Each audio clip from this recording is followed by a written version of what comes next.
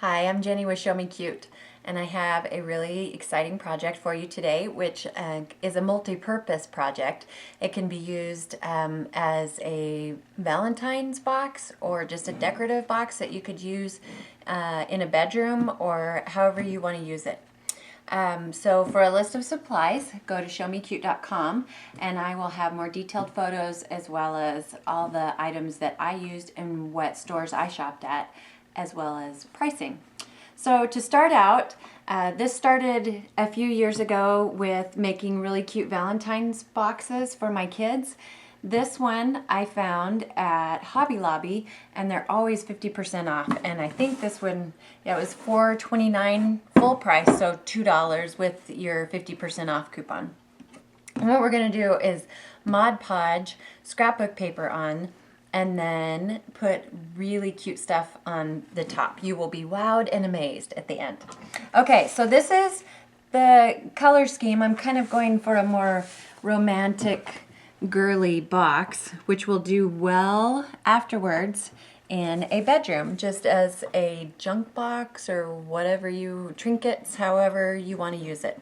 So I'm going to do this cute pink and brown glittery. I found this one that has brown glitter polka dots.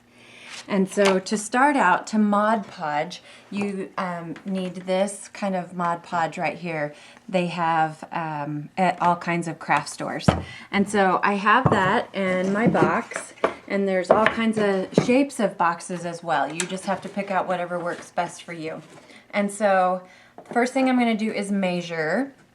And this looks like 7.5 by 7 3/4. So I'm just going to take my paper cutter, and there's all different kinds of paper cutters. If you don't have a paper cutter, you can just measure it with a ruler, mark it off, and cut it where you need it.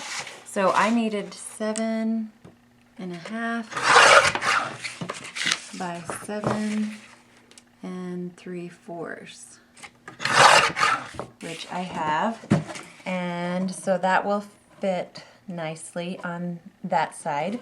So I'm going to continue to cut out all my paper. I'm just giving you the tip and kind of showing you how you do that. If it were round, you would have to just measure it so long and then go all the way around and what have you. So I'm going to cut all my strips to fit on all 4 sides of my box, the top of my lid, and the sides as well, and then I'll come back and show you how we're going to start Mod Podging on there. Okay, I have put on 3 sides to my box, and I'm getting ready to do my 4th side, so I'll show you how I'm doing that. I've placed some of the glue in a bowl, and I have just a plain Jane craft brush, and I'm just going to brush it on. You can be messy because we're going to go on top of the paper as well. So it doesn't matter if you get it on top of the paper. And you want to work quickly because this dries very quickly.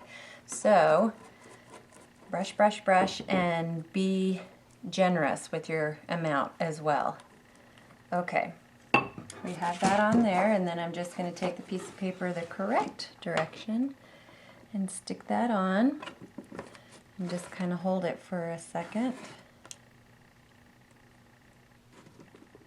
And that's how we're going to look. I went ahead and put my top piece on the lid, and normally I would cut strips and do on the side as well, but I have a really some really cute things to go on the side, and I don't think it's really going to show that much, so I'm not going to take the time to do it.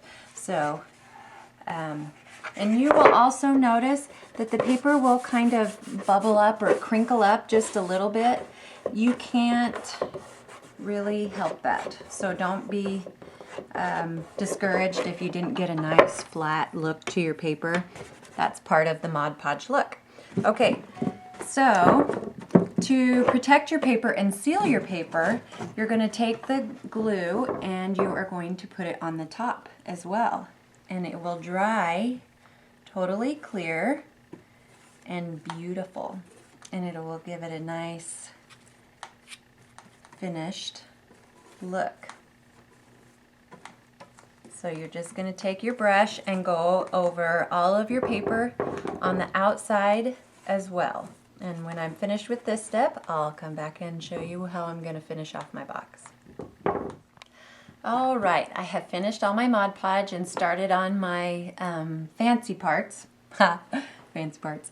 Okay, when you're Mod Podging, don't be scared when you get the bigger bubbles in the paper. Mine had even bigger. I don't know if you can see some of those. But as it dries, it will begin to flatten out. I took my blow dryer and tried to speed up the process on this side, and you can see it's starting to flatten out, as well as with this box. It had big bubbles on it, and as it dries, it flattens out. So don't freak out if that happens to you. Okay, for my lid, I have taken and glued on some trimmings, I guess you would call them. I found them in the ribbon department, and I took this ruffly one, and then I even took a sparkly one and put on top. And then on the top, and so I just hot glued those on. Took my hot glue gun, cut them, just put the hot glue on. So for the top, I want to make this really frilly and fancy. And so I got some of this tulle that even has glitter as well. So if you'll notice, we have glitter on the bottom of the box, glitter in our ribbon, and then we're going to pick up a little bit more brown glitter in here as well. For the top of my box, to make it extra cute, I got a few items. This one is a feather that I cut off to the size that I wanted it, and I just hot glued that down first. For this tulle that we're picking up here, I have a brown, and I just cut 3 strips about this long, and then I fanned it through the middle and tied it with just a little strip of the tulle. And then I hot glued that down, and then I took a rose that I just cut off from the stem with a pair of wire cutters, and I put a whole bunch of glue and hot glued that down. So that's what it looks like in the end. I think that is pretty darn cute. So I would love to see what kind of boxes you think of and dream up, or if you try and make one similar to this one. If you go to ShowMeCute on Facebook, you can post your pictures there and any other comments you have as well, or questions for me. Don't forget to subscribe to our blog and check back later for another cute idea.